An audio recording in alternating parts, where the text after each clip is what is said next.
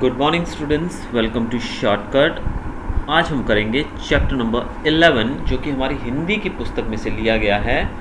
और ये जो पाठ आप जो देख रहे हैं अपने स्क्रीन के ऊपर, ये कक्षा 9 का पाठ है, पाठ नंबर 11। इसका नाम है पाठ का एक यात्रा यह भी। इसे लिखा है रामदर्श मिश्र ने।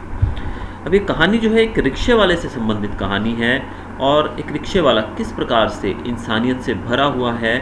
और होता क्या है कि वो रिक्शे वाला जो है एक लड़की से शादी कर लेता है, और वो जो लड़की है एक्चुअल में वो बहुत ही ज़्यादा परेशान थी, और उसको किस प्रकार से उसके माता पिता के द्वारा एक बूढ़े शख्स से शादी करने के लिए मजबूर किया जा रहा था। तो जब ये बात उस रिक्शे वाले को पता लगती है, रिक्शे वाला उस लड़की को नहीं जानता है, लेकिन फिर भी वो उससे शादी कर लेता है।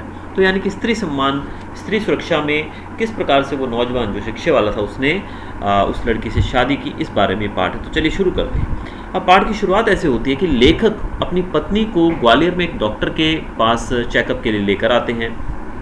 डॉक्टर जो है वो ग्वालियर में है, और लेखक और उसकी पत्नी ग्वालियर में उस डॉक्टर से मिलने आते हैं। और जब वो रेलवे स्टेशन से बाहर निकल रहे होते हैं तो बहुत सारे ऑटो वाले उन्हें घेर लेते हैं। आपने देखा ही होगा ये सीन। तो जब आप ऑटो लेने के लिए आज रेलवे स्टेशन से बाहर निकलते हैं तो ऑटो वाले हमें ऐसे घेर लेते हैं जैसे गुड़ के ऊपर मक्खियाँ भिनभिना रही हों। उसी में एक आवाज़ जो थी वो लेखक को बड़ा आकर्षित करती है, बड़ा अपनी तरफ खींचती है। और वो आवाज़ थी उस ऑटो वाले की, जिसका नाम था मोहन।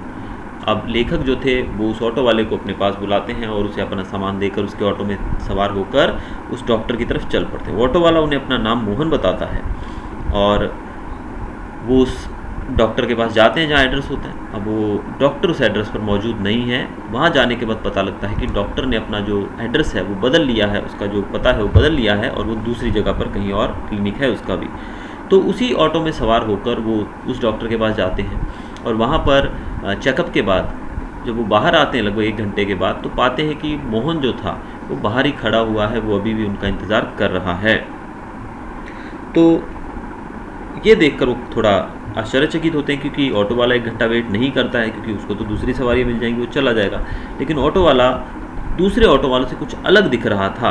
अब ऑटो वाले को जब नाम पूछा गया तो उसने अपना नाम मोहन बताया, और उसने लेखक को अपना नंबर भी दिया कि आप मुझे कभी भी कॉल करके आपकी सेवा के लिए बुला सकते हैं। फिर लेखक के कहने पर वो उसे एक होटल में ले जाता है जहाँ पर वो रुके हुए हैं, और उसके बाद लेखक जो है वो ऑटो वाले से कहता है कि कल हम शहर घूमना चाहेंगे, तो तुम कल सुबह आ जाना।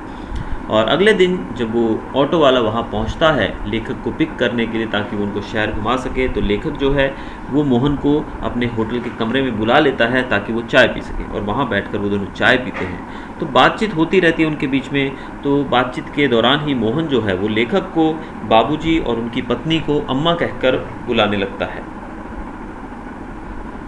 मोहन लेखक से बताता है कि वो आगरा का रहने वाला है, लेकिन उसके माँ बाप जो है वो बचपन में ही चल बसे थे, और उसको उसके बड़े भाई ने ही पाला है, और बीए तक वो पढ़ा है, और वो नौकरी की खोज कर रहा था, और इसी दौरान वो ग्वालियर आ पहुंचा। फिर मोहन उन्हें बताता है कि नौकरी की खोज में जब वो इधर उधर भटक रहा था, तभी उनका एक इंसिडेंट हुआ, एक ऐसी घटना हुई जिसने उसका जीवन बदल दिया। एक परिचित लड़की ने उसे आवाज़ दी, और वो सहायता के लिए चिल्ला रही थी कि मेरी कोई मदद करो। तो जब उस लड़की से पूछा गया तो पता लगा कि उस लड़की के माता पिता जो थे, उसके पिता जो थे खासकर, वो उसकी शादी एक बूढ़े आदमी से कराना चाहते थे। और लड़की कह रही थी कि अगर उससे शादी करना, उससे बेहतर तो मैं कुएं में गिरकर मर जाना पसंद करूँगी। और मोहन जो था वो उस लड़की की मदद करने के लिए आगे आया। उसने उस लड़की को लेकर पुलिस स्टेशन गया वो, और थानेदार को पूरी बात बताई। और थानेदार ने मोहन से कहा कि तुम इससे क्यों नहीं शादी कर लेते। और लड़की जो थी वो भी मोहन से शादी करने को तैयार थी, लेकिन मोहन की भाभी जो थी, मोहन के भाई की पत्नी जो थी, बड़े भाई की पत्नी, वो चाहती थी कि मोहन की शादी उसकी छोटी बहन से हो जाए। और ऐसे में जब ये ऐसा कर लेगा, शादी कर लेगा इस लड़की से, तो इसकी भाभी नाराज़ हो जाएंगी, तो भाई का नाराज़ होना भी स्वाभाविक था। तो दूसरी तरफ ये भी डर था कि लड़की के माँ बाप कहीं लड़की को भगा ले जाने का आरोप लगाकर इसके ऊपर केस भी ना कर दें। तो ये सब कठिनाइयों के बीच में भी जो मोहन था वो डटा रहा, उसने अपना हौसला नहीं छोड़ा। थानेदार ने समस्या को सुलझाते हुए उसने लड़की को कुछ दिन तो नारी निकेतन में रखा, जहाँ पर महिलाओं को रखा जाता है, वहाँ रखा, और उससे रिटर्न में ले लिया, शिकायत पत्र लिखवा कर रख ली कि मेरे माँ बाप मेरी मर्ज़ी के खिलाफ़ मेरी शादी वहाँ करना चाहते हैं।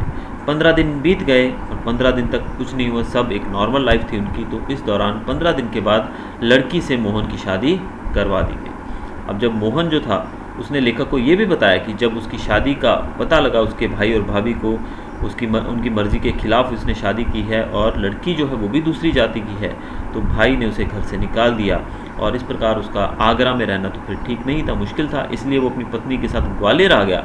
और यहाँ पर उसे कोई नौकरी नहीं मिल रही थी, इसलिए उसने ऑटो चलाना शुरू कर दिया। फिर लेखक ने मोहन की प्रशंसा करते हुए कहा कि वास्तव में तुम बहुत बड़े हो मोहन।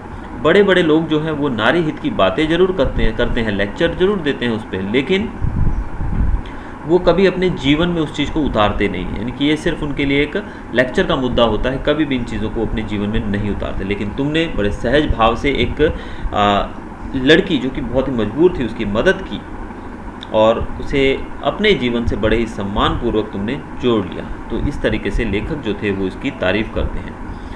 अब लेखक और उसकी पत्नी के वापस जाने का समय हो गया और वो स्टेशन पर उनको जब छोड़ने गया तो लेखक ने 500 रुपये का नोट निकाल कर मोहन को देना चाहा, लेकिन मोहन ने वो पैसा लेने से मना कर दिया। उसने कहा कि मुझे माता पिता जैसा प्रेम आपसे मिला है, तो ये प्रेम जो है इस सुख को मैं पैसों से नहीं तोल सकता हूँ, इसलिए मैं पैसे आपसे नहीं लूँगा।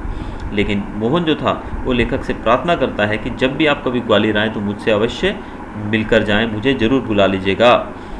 लेकिन लेखक इस बात पर अड़ जाते हैं कि अगर तुम ये 500 रुपये स्वीकार लोगे तभी मैं आकर तुमसे बात करूँगा, मैं तुम्हें फिर ही मिलने आऊँगा, वरना मैं नहीं आऊँगा। तो अंत में मोहन जो था वो 500 रुपये ले लेता है और लेखक जो है वो मोहन को अपना नाम बताता है सत्यकेतु और अपनी पत्नी का नाम बताता है कामना।